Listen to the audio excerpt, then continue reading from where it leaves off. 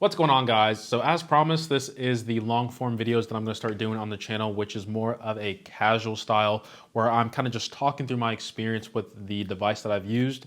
And in this video, it's going to be the Pixel 8 series.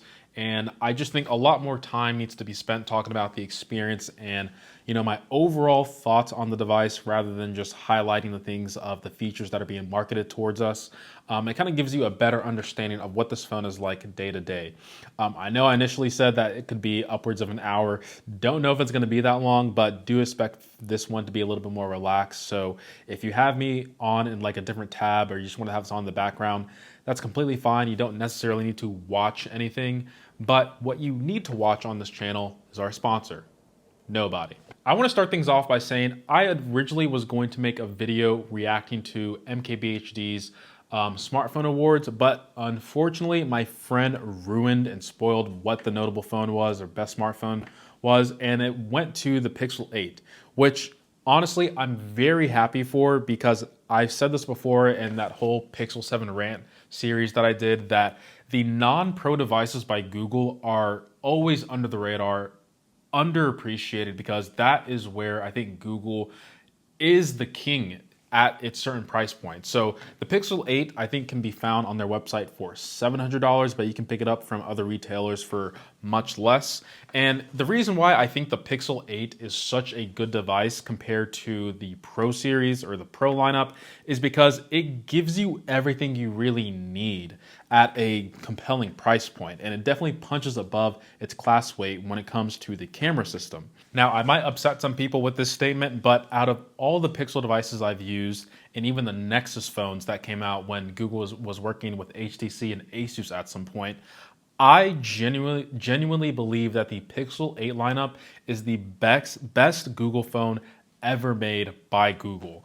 And I say that because there's just been a lot of, I think, discovery that Google has been doing these past couple of years, starting with the Pixel 6. It just seems like they were trying to discover and find their way in the smartphone market and make themselves be identifiable from a distance, and also with the software as well, and what could make them stand out compared to the other competitors. And I really do think that they nailed it when it came to the Pixel 8 series as well as Android 14, because when I pick up this phone, it feels like a Google phone. The animations feel like a Google phone. Everything in terms of just messing around with it, swiping through the menus, even the settings and whatnot, this is a Google phone.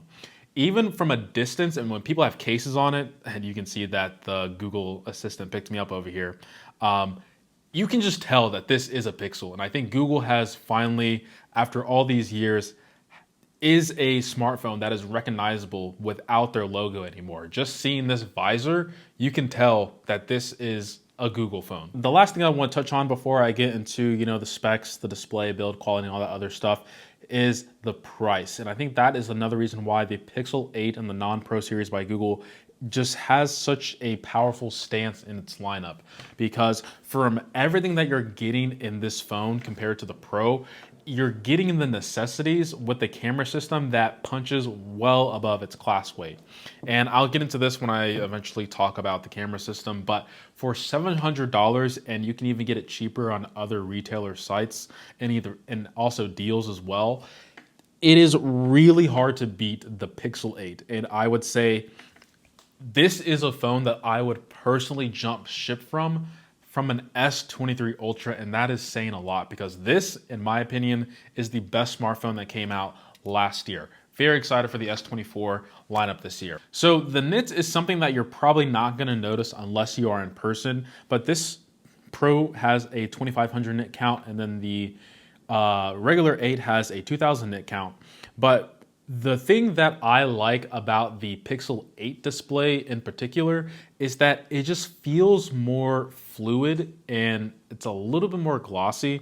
I don't know if there is a certain finish that they did on the display compared to the 8 series or 8 Pro, but it just seems like my finger glides much more freely when going through the entire menus. But when I go over to the Pixel 8 Pro, I don't know if it's like a matte finish that they did with the display, similar to what they did on the back where it has less of a slippery feeling, but the display on the Pixel 8 Pro just has a bit more grip and my finger doesn't glide as much. So that's one of the things that I would say you might want to consider between choosing either one of these. If you put on a screen protector, you're probably not going to notice the difference between them. But if you don't use a screen protector like me, the Pixel 8 by itself just has a lot more fluidity when it comes to interacting with the screen. Now, I'm not talking about like the refresh rate, the 120 hertz that you have. I believe they both are identical, but it's the actual finishing of the display that I think the Pixel 8 has better than the regular Pixel 8 Pro. So the next thing that I want to talk about are the speakers. Now, this was a problem that I had when it came to the Pixel 7 Pro and the 7 lineup, and it was that the speakers were just not there. Like on 100% volume, it sounded like the speakers were at like 50%. I tried numerous Pixel 7s, even the Pixel 7 Pro, you guys can tell from my own videos, but every single device just seemed like the speakers were handicapped. It's nice to know that that has been improved on the 8 series. Maybe I'm no longer deaf. I don't know if that's something that can happen, but let me just give you guys a quick test. Let me just pull up YouTube here and just play a song. So one thing my friend did mention is when you swipe down, I would say that there's just a lot more room and space that you have on the control center on the 8 Pro, but honestly, in terms of my day-to-day use, I didn't really notice that big of a difference between the two.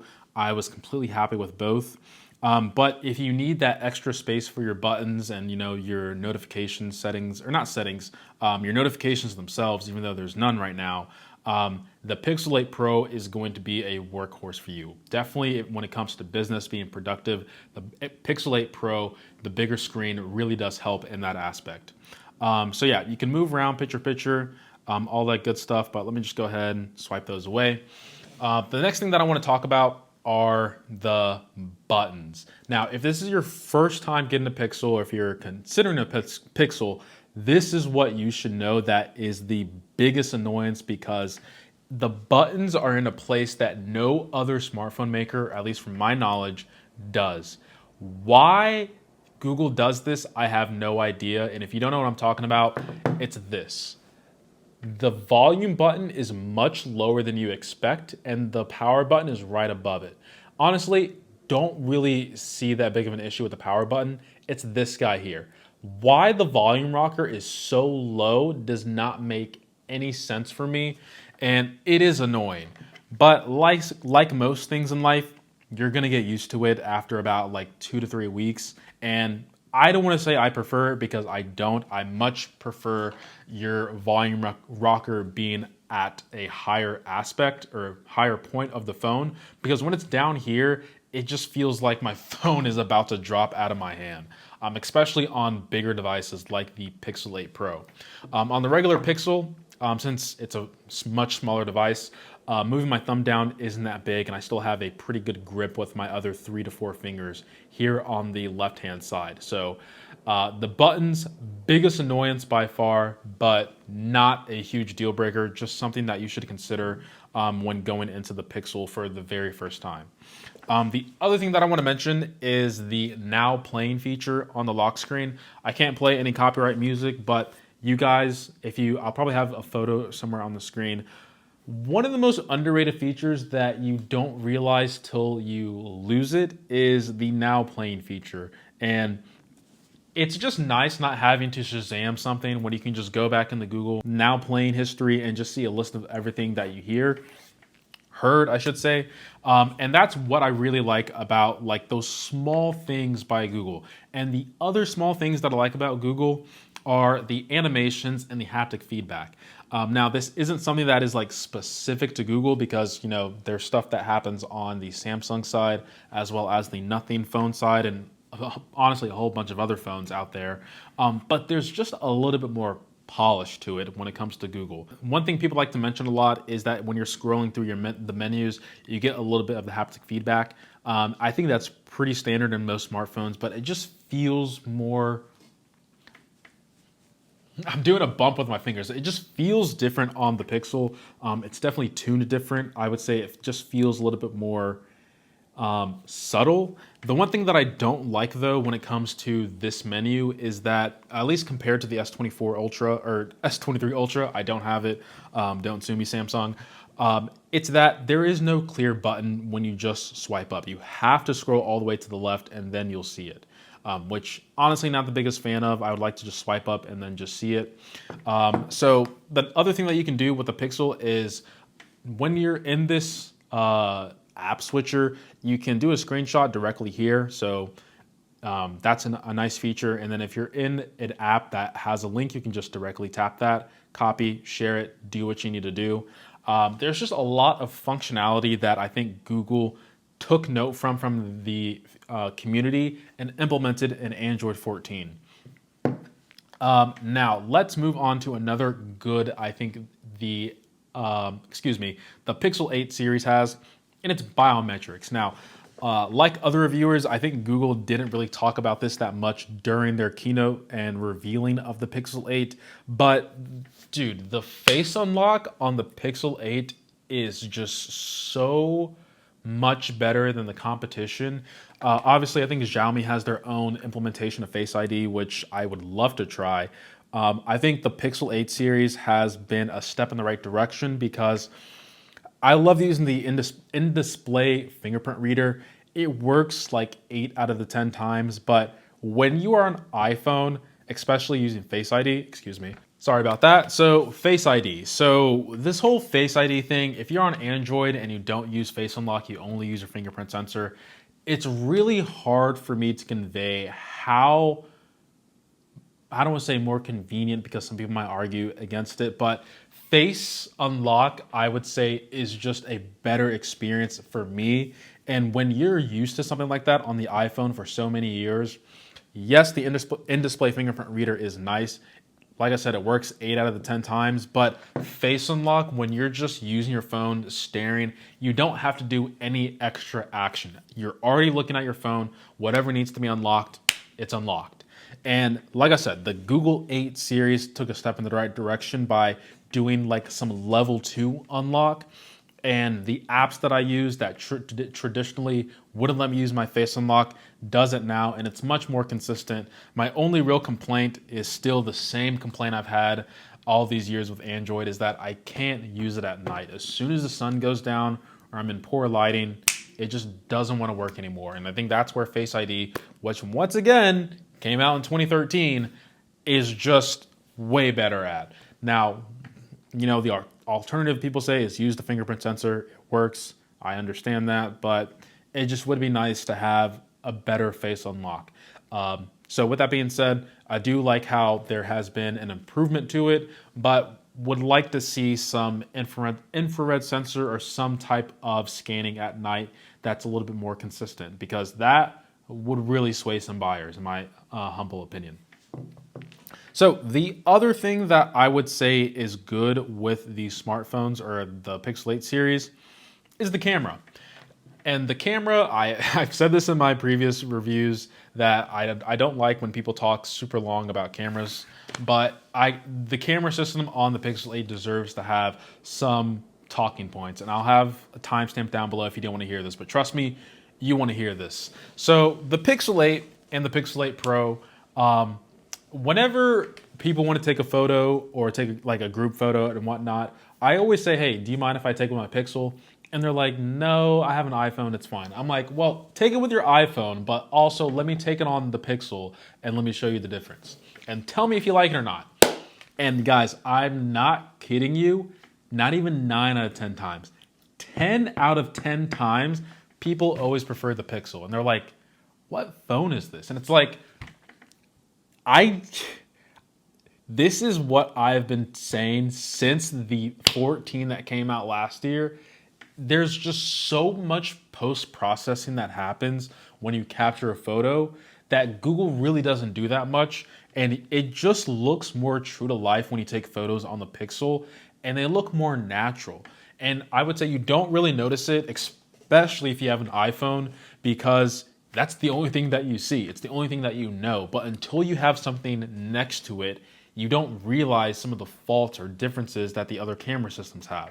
And so when I showed them, I'm just like, what do you think? And they're like, this looks really good. Like, and I'm just like, it's Google. They know what they're doing over there.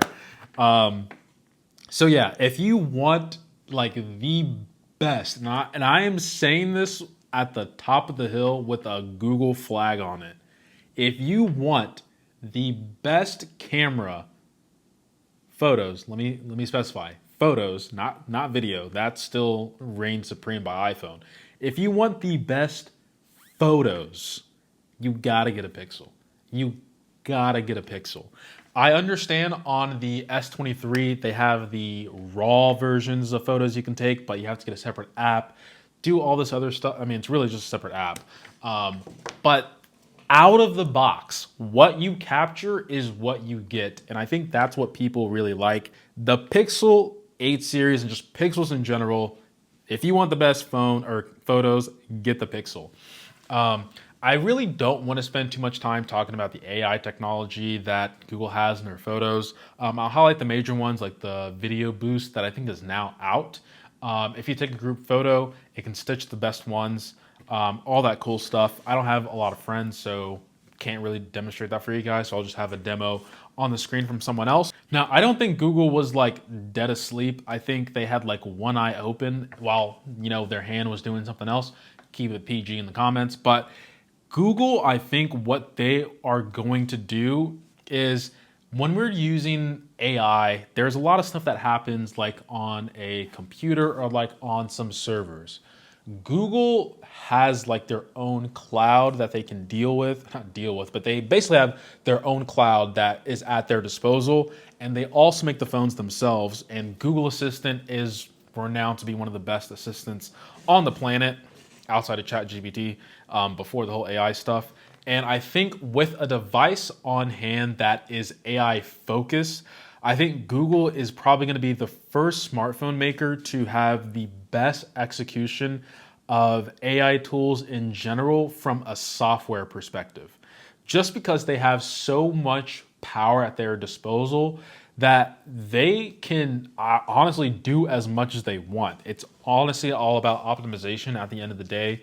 And I think that is where Google is going to flex its muscles in the upcoming years.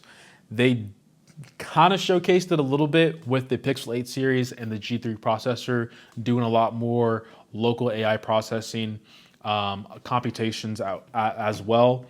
But I don't think we're really going to see like the full extent of this until like 3 to 4 years later. Speaking about 3 to 4 years later, let's talk about the software support. So I don't even know what they said. It was something outrageous, like 7 or 8 years, regardless of what it was. I'm still skeptical because it is Google. You can't really believe companies until said thing happens at the date. And honestly, there's been a lot of speculation that they're probably doing what other companies are doing, where they just slowly lock features over the years. And as the years go by, they just unlock features and they say, hey, this is a new feature. This is your new software support. So hopefully that's not what they're going for. I do believe the smartphone category has plateaued a bit, especially in the software. And the whole AI thing is switching things up a bit. But yeah, it would be shocking if there was 7 to 8 year software support for the Pixel 8 series. And it's really just features that are slowly being unlocked year after year. It's basically like DLC, but you're saying it's software support. Anyway, that's my whole spiel on that. Now, let's talk about the bad. Now, I don't want to say this is super bad because that's a movie and I don't think a lot of people know about that movie. I'm just kidding. The charging isn't super slow, but it's noticeable coming from another flagship phone. Now, when I say other flagship phones, I mean like the S lineup by Samsung. These things charge stupid fast for no reason. Don't get me started on OnePlus. Even compared to the iPhone, I feel like the iPhone charges much faster than the Pixel series. With that being said, it's not the end of the world. Like, I get it. when it comes to charging, if these phones last you majority of the day and you're charging it like midday, or like when you're in your car driving to work, or when you're at work and you're charging for a little bit, you're not really going to notice how slow the charging speeds are. But the thing that you notice the most, especially when you come from other flagship phones, is when, I don't know, if there's like last minute plans that your friends want to do and your phone's at like 10%, your fast charger will charge that phone up for up to like 80% in 30 minutes. Don't get that on the Pixel 8 series. Unfortunately, like I said, it's not a deal breaker. It's just a bit of annoyance if that's something that you're coming from. But from anyone using like a budget phone from like the past 5 years, it's going to be improvement from what you've known before. This is something else that you guys also really enjoyed in my official review of the Pixel 8 series. It's the self-service and call quality. You guys know, after I talked about this in my Pixel 7 series rant that I did, if your phone can't do basic phone features, I don't care about any other features that the phone can do. The call quality on this thing sucks. And I've said this before. Every time I call someone and they're like, what's wrong with your phone? I'm just like, I'm on a Pixel, and they're like, oh, okay. Like, it's almost expected that the Pixel has like bad phone quality. And trust me, I've tried this on 5G UC, regular 5G, LTE, Wi-Fi calling, Google Voice. They all sound bad. I don't know what it is. It's actually just mind-blowing to me, because this is something that should be nailed from the get-go.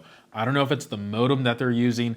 I don't know if it's the microphone that they're using. I don't think it's the microphone, because if I do a voice memo, like record myself and then play it back to you guys, I guarantee you it's going to be crisp. So this is just the microphone test on the Pixel 8, and I guarantee you that the microphone is going to be crisp, clear, like as if I'm calling on Wi-Fi or FaceTime calling. I don't know why when it's a regular phone call that the call quality is so bad. When it comes to the Pixel, it's significantly worse. But Wi-Fi to Wi-Fi, if I'm calling someone and we both have good networks, there should not be any downgrade to the quality itself. So yeah, this is not the quality you're going to get when you call someone. But when I call someone, it just sounds terrible. And if you guys don't believe me, I'll have a clip, or I'll link it above somewhere where you can see the comparison that I did, or the review that I did of the Pixel 8, where I showed off the call quality between the Pixel 8 Pro and the S23 Ultra. It's just a night and day difference. And I really don't want to spend any more time on this because it just gives me a headache. But just know, if people ask you why you sound bad, it's your phone. It's not your service, it's your phone. Trust me. All right, so this is a combination of the call quality and microphone on the Pixel 8 Pro. You guys let me know how it sounds. This is the first time I'm ever doing a test like this, so let me know if you guys find this informative, and let me go ahead and switch phones so you can see what the quality is like on the S23 Ultra. So now moving over to the S23 Ultra, you guys let me know if the call quality and microphone has improved. From my own testing and from what other people have told me when I called them, the Pixel 8 has a distinct sound to it, whereas other phones just have a lot more clarity. So I guess this is the ultimate test to see whether that's true or not. So you guys can be the judge of that. Okay, so there's honestly not that much bad with the Pixel 8 series. There's a lot of things that Google did good. And honestly, it's really not that hard to do something good when I'm coming from a device that I quite literally hated and thought was the worst smartphone I've ever used. So in terms of the bar being set, I don't think Google really had that big of a bar to climb over, but I do believe they went above and beyond when it came to the regular Pixel 8. Yes, the Pixel 8 Pro is the better device. It has a better camera, bigger display, slightly better speakers, I would say. You have the, I don't know. Basically, it's like every other Pro phone out right now. Like, there's just features that are available on the Pixel 8 Pro that aren't available on the Pixel 8. Does that make this phone worse? Absolutely not. I'd say, like I said at the beginning of the video, the Pixel 8 provides features that are like necessary for you to actually use the device. And then the Pixel 8 Pro just gives you stuff that's like cherry on top. Personally, like I said before, the Pixel 8 would be my go-to phone. Bezels, like, come on, guys. You guys are really gonna complain about bezels nowadays? Like, do you have a microscope for your eyes or something? There's no way you can tell that the bezels look way better than the regular Pixel 8. But regardless, don't think I hit my hour mark when it came to doing long form review, a little bit more of a casual talk. Maybe I'll do a live stream of this, and then at the end of the live stream, like the last 15, 30 minutes, you guys can ask me questions and I can answer them truthfully and honestly. I think that might be helpful to the viewers that are watching. But overall, I genuinely think this is the best Google phone ever made. I understand, the fingerprint sensor on the back, the Face ID implementation they had on the Pixel 5, 6, can't really remember, but I know they had some type of nice facial recognition back in the day. Even the Nexus phones, those things were fat, but they were solid, robust phones. But even through all that, I still feel like I would pick the Pixel 8 over any of those phones because it just does everything right. So I forgot to talk about performance. Let me talk about performance real quick and then I'll end things off. Performance. Let me slide in this bad boy over here. The S23 Ultra. This is a device. Let me actually flip it over because I don't want to get notifications. I have a SIM card in here and here, but that's besides the point. Let's talk about performance because this is a topic that I swear everyone always shoots towards whenever you want to take down the Pixel. I did, so I'll admit that. But after using the Pixel 8, kind of had a bit of a revelation. When it comes to performance, in terms of like day-to-day use, it's basically identical across the board with a star on top. When you start doing things that are, I don't want to say outside the norm because editing photos isn't outside the norm. Playing games is definitely not outside the norm. But if you're just doing like browsing, checking on stuff, texting people, doing maps, sending emails, all the same across the board. Now, when you start, I guess, editing videos, editing photos, playing games, Snapdragon is just going to mop the floor with the Tensor chip. Now, this might be hard for some people to believe. Is my wallpaper still going? Thank God. I am not like a super power user. Like I am not on my phone as much as people believe since I'm like a tech reviewer. I'm mainly like on my laptop or watching TV. If I'm using my phone, even if I get notifications from like Instagram, Twitter, YouTube, I don't open it till like an hour later because I just don't like being on my phone, to be completely honest with you. Unless I need to get something done on my phone, I'm not going to be on my phone. And when I use all these devices, it's pretty much consistent across the board. The only thing I notice is when I want to like touch up a video or touch up a photo, that I notice that the Pixel lags just a little bit. Like I'd say upwards to 5 to 10 seconds. Can I quantify that? Can I show you guys that? I gotta prove that to you guys somehow. Maybe I'll have some overlay of me showing you because it's the things that people aren't going to realize is you're not going to notice this stuff until it's side by side by another product, or you just watch a whole bunch of comparison videos and then you come to the conclusion that yes, the S23 Ultra for the price, or even the S23, is going to mop the floor when it comes to overall performance of a device. But if you're not a power user like me, you just use your phone like primarily for a phone, you're not going to notice the difference. But if you play a lot of games, if you're trying to be like the best in your games, if you're trying to edit on the go on your phone, you got to pick up like an iPhone or an S series by Samsung if you want the most performance out of your phone. The Pixel is just not going to do it for you. It will do it, but trust me, it's going to be a bit of annoyance every time you have to wait a couple seconds for things to load, things to process. And it's a little bit disappointing seeing that from Google. And that's why I feel as though that's why the Pixel 8 Pro series kind of falls a little bit, and the Pro series in general, because from what Google is charging, the competition at that point is just better than you at every single step of the way. But at $700, like your non-pro devices, that's where it becomes a little bit more manageable and convincing for you to buy a Pixel over the S23 or the regular iPhone 15, because it just offers you a bit more in each category.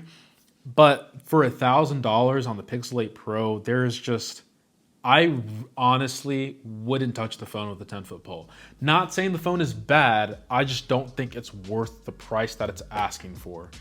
If these phones were $100 cheaper across the board, sure, I'd pick up the Pixel 8 Pro for $900, but for $1,000, no shot. So with that being said, hopefully you guys enjoyed this long form video, a little bit more relaxed review of the Pixel 8 Pro, Pixel 8 in general. Try to keep the cuts down to as little as possible. Like I said, this is more of just a conversation, having you guys be a little more relaxed. Let me know if you enjoy this down in the comments below. Appreciate every single sub, like, and comment. Enjoy the sponsor for today, Nobody, and I'll see you guys in the next video. Maybe at CES. Who knows? Peace.